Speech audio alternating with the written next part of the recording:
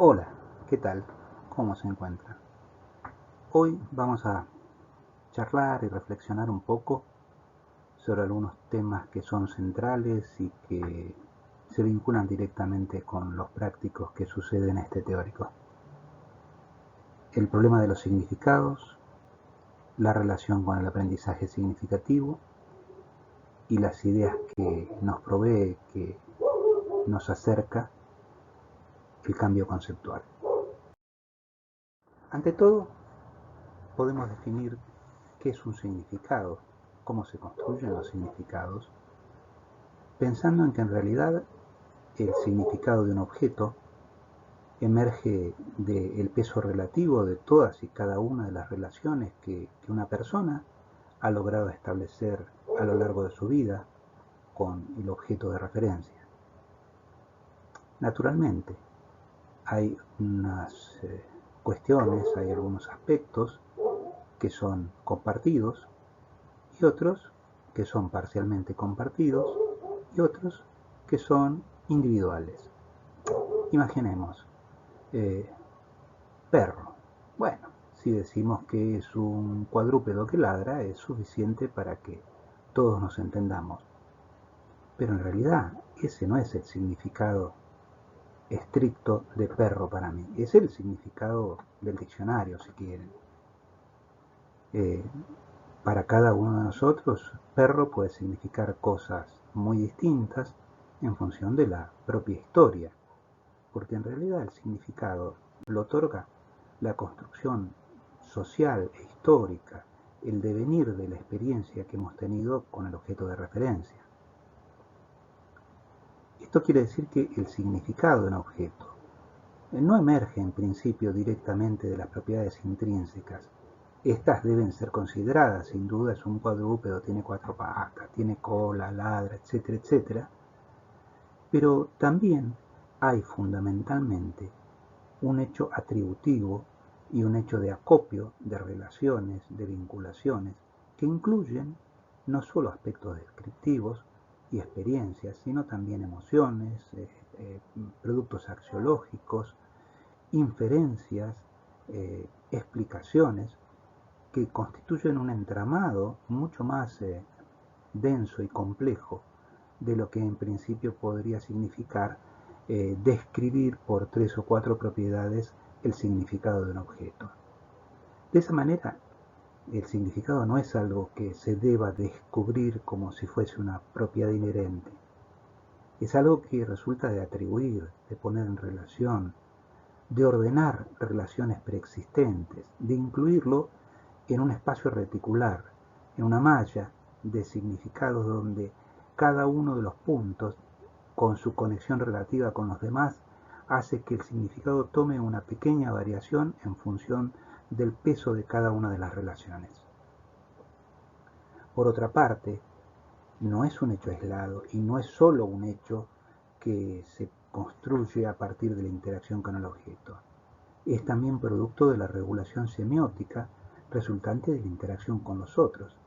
Es a través del lenguaje y con las demás personas.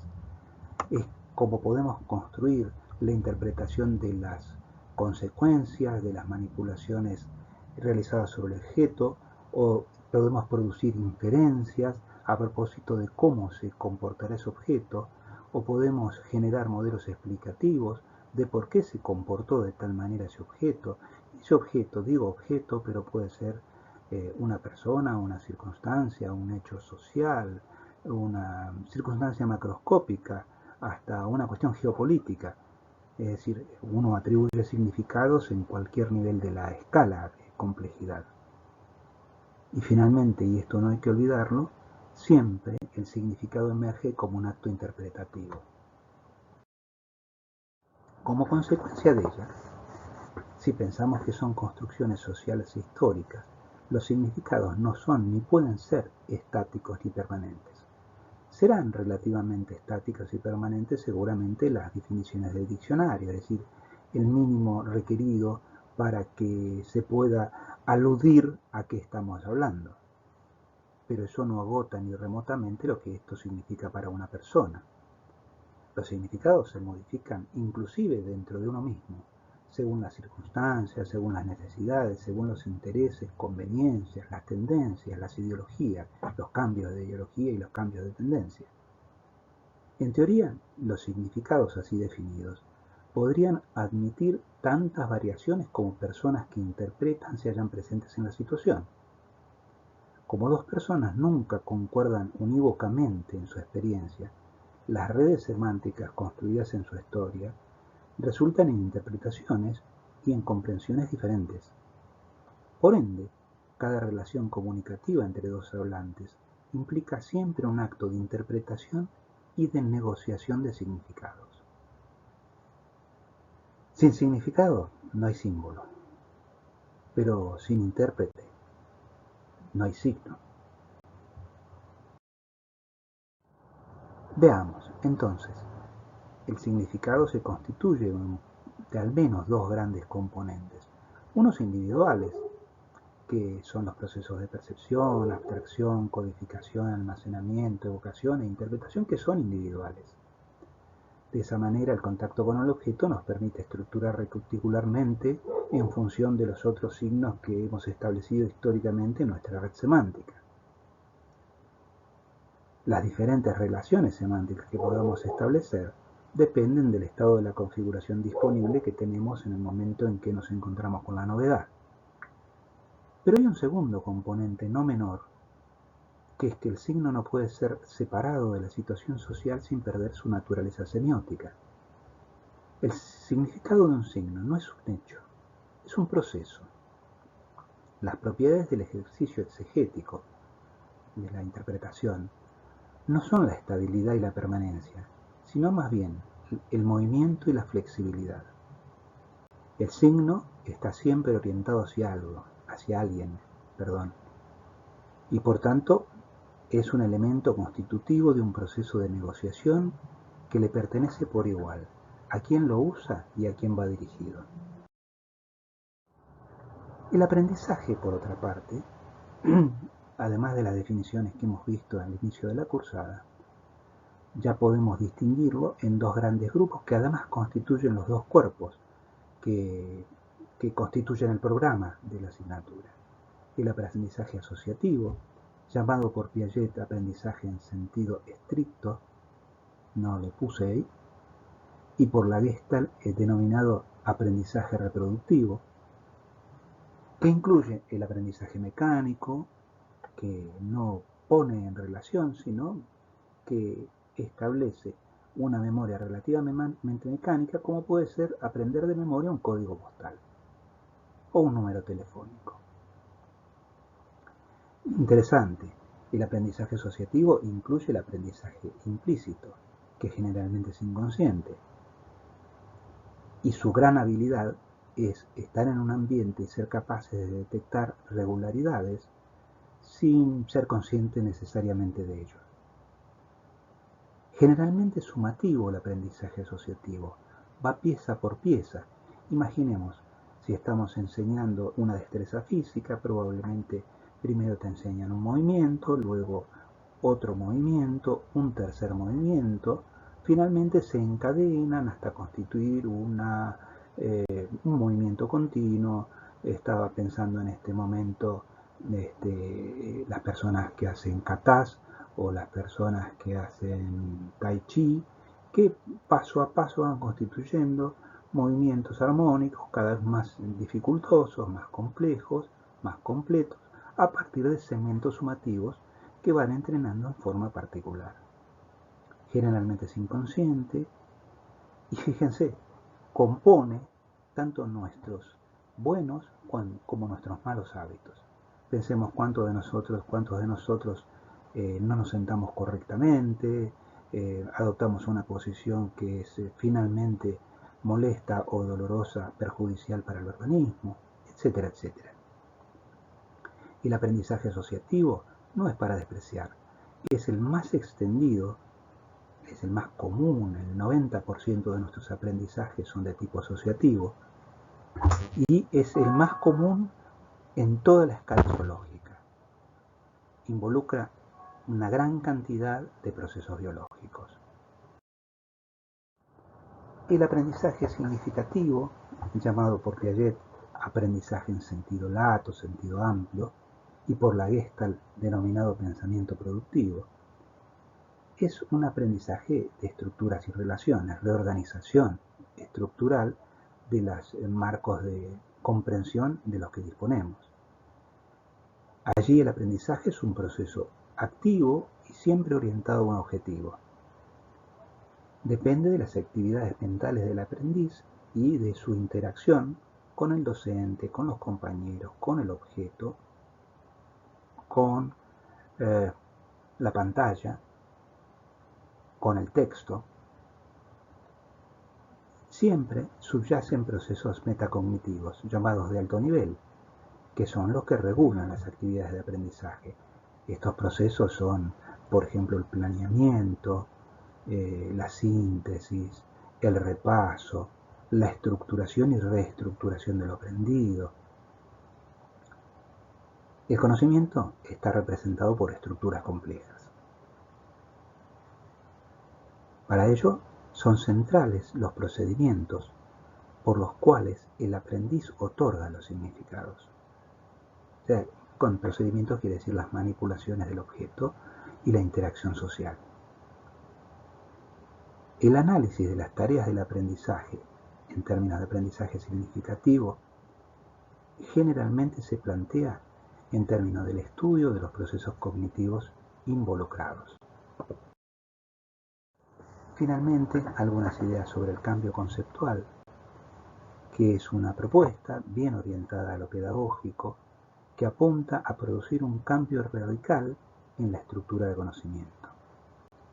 Parte generalmente de conocimientos previos o de juicios previos o de conocimientos previos errados.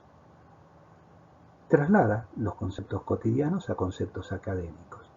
A modo de ejemplo, tener como respuesta que un pullover abriga porque da calor sería una respuesta adecuada y vulgar, cotidiana. Poder pensar que en realidad el pullover abriga porque está constituido de un material, la lana, que es aislante, supone un salto cualitativo en el conocimiento y descripción de esa propiedad del pullover. Allí tenemos un cambio conceptual. Traslada, de algún modo, entonces, conceptos incompletos, inacabados o erróneos en conceptos académicos. Les dejo a modo de desafío uno que planteó Gardner hace mucho tiempo ya.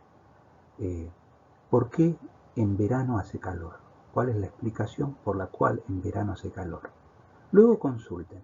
Van a ver que la mayoría de nosotros tenemos un concepto erróneo que lo damos como primera respuesta. Por otra parte, los conceptos no se encuentran aislados, sino que están organizados en teorías, en conjuntos de conceptos que constituyen sistemas de conocimiento o teorías acerca del mundo. El cambio conceptual, en realidad, más que el cambio de un concepto, es el cambio de una teoría. Y estas teorías incluyen un conjunto de creencias que son tanto causales como predictivas y además están interrelacionadas.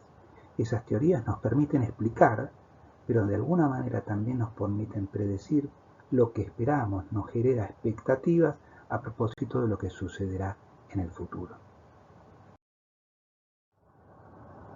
El cambio conceptual se basa en el supuesto de una continuidad entre el conocimiento cotidiano, espontáneo y la teoría científica. No consiste solo en reemplazar ideas por otras científicamente aceptadas, no, sino que sostiene y supone la teoría del cambio conceptual que existe una cierta continuidad genética en el sentido de génesis entre uno y otro tipo de conocimiento. Enseñar ciencia, por ejemplo, consiste en cambiar los conceptos cotidianos que se posee por otros que se van afinando de manera progresiva hasta que se produce un salto reestructurativo que permite acceder por obtener mayor información o por reorganizar de alguna manera el preexistente de modo tal de enclavarse en un conocimiento científicamente aceptado. Es importante para el cambio conceptual que el alumno comprenda la superioridad de la nueva teoría sobre la teoría anterior.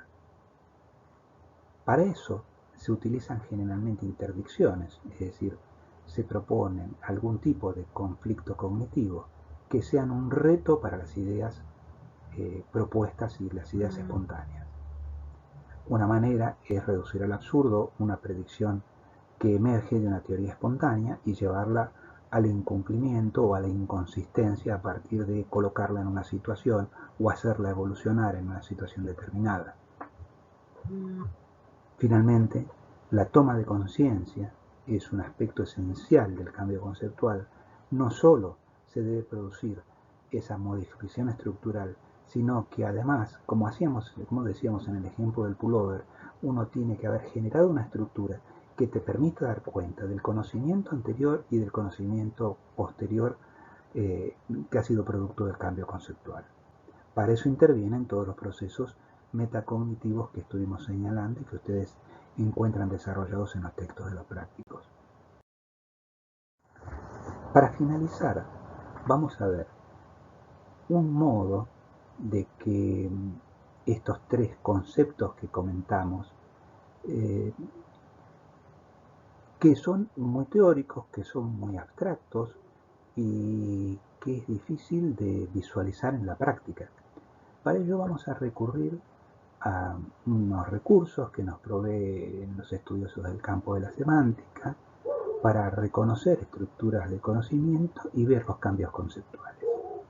En particular, el ejemplo que hoy les acerco, cuyos textos los pueden encontrar colgados en la página y son estas dos referencias que aparecen más abajo en la pantalla, parte de 8 o 9 conceptos en realidad de psicología cognitiva. Si ustedes se fijan, son compensación, regulación, perturbación, isotropía, encapsulado, transductor, gramática, núcleo fijo inicial y condición de sujeto especificado.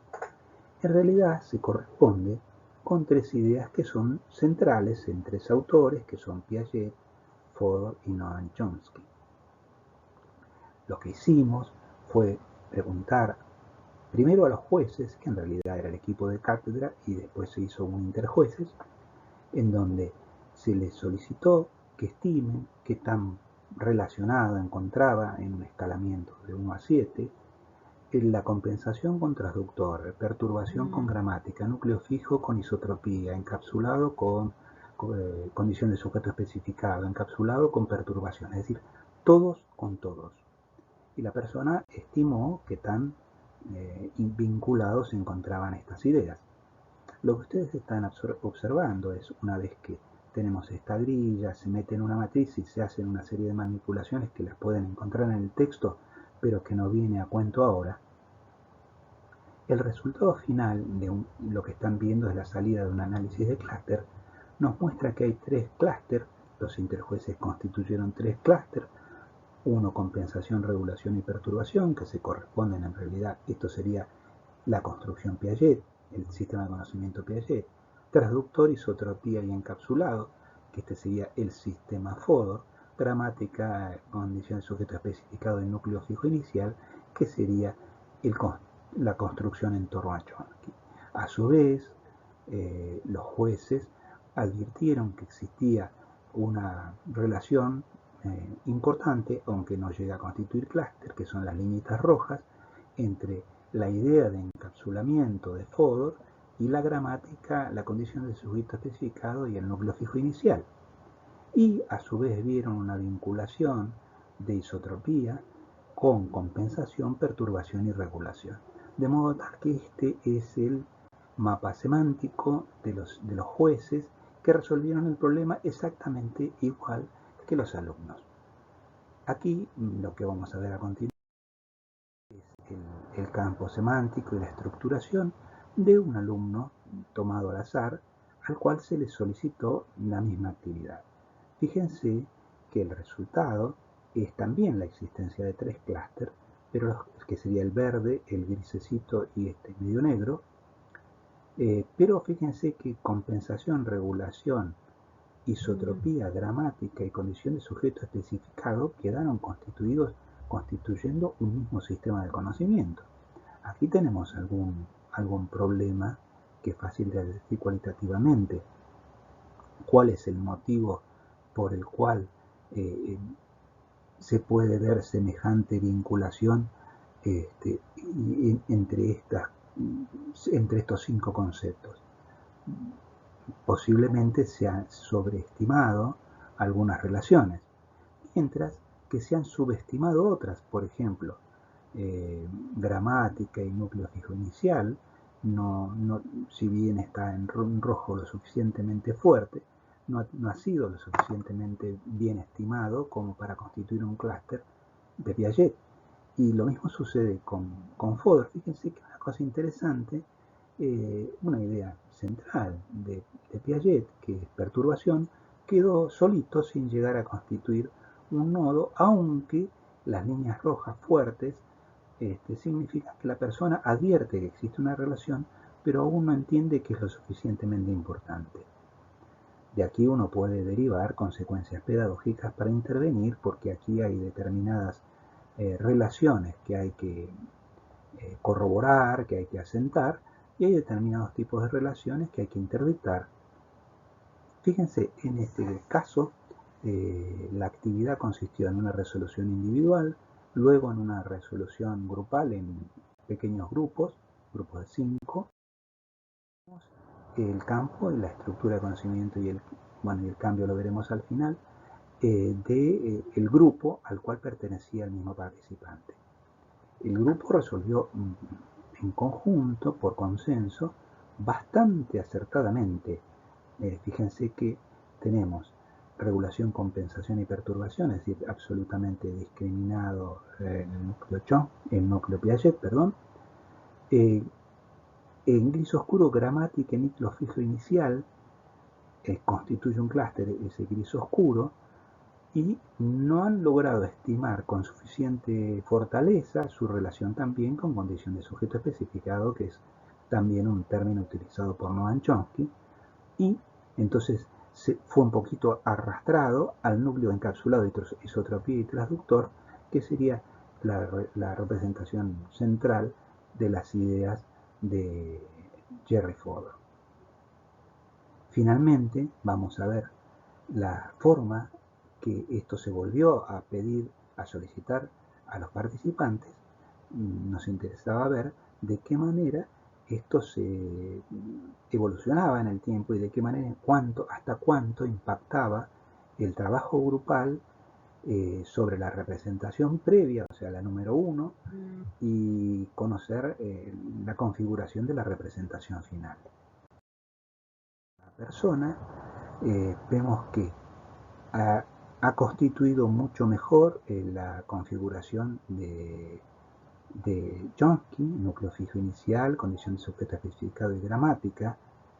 No ha logrado todavía discriminarlo del todo de Fodor, por eso ni de Piaget. Ven que aparece encapsulado y aparece perturbación, y tampoco ha logrado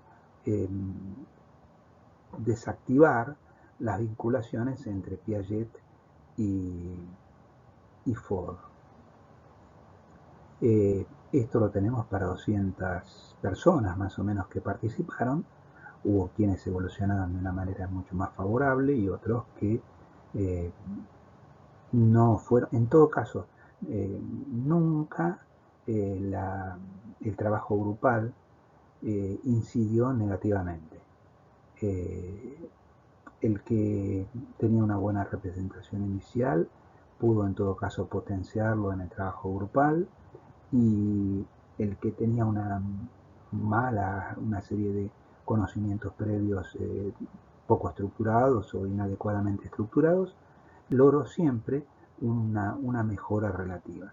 Si ustedes desean ver la evolución de esto en una comunidad lingüística y a lo largo del tiempo, pueden leer este texto, que tiene un nombre estrambótico, que es incidencia de la matriz de creencias compartidas, porque esto se puede entender como un sistema de creencias en el sentido de Fodor, Y hay un constructo ahí que se llama centralidad sociocognitiva, que es quien más influencia ejerce sobre sus compañeros, pero bueno, está centrado en la evolución de las estructuras de conocimiento y analiza particularmente la formación de consensos. Bueno, no es necesario que se compliquen con las técnicas y las metodologías subyacentes. Esto sobre todo lo que intenta es mostrar que existen formas de visualizar. Yo inclusive no quise agregar tratamientos numéricos, pero podemos medir cuantificadamente la semejanza entre cada una de estas redes, la distancia entre la red del profe, la red inicial, la red final, inclusive la distancia entre la red inicial y la red final. Bueno, espero haber sido claro y si no lo veremos en algún Zoom. Hasta pronto.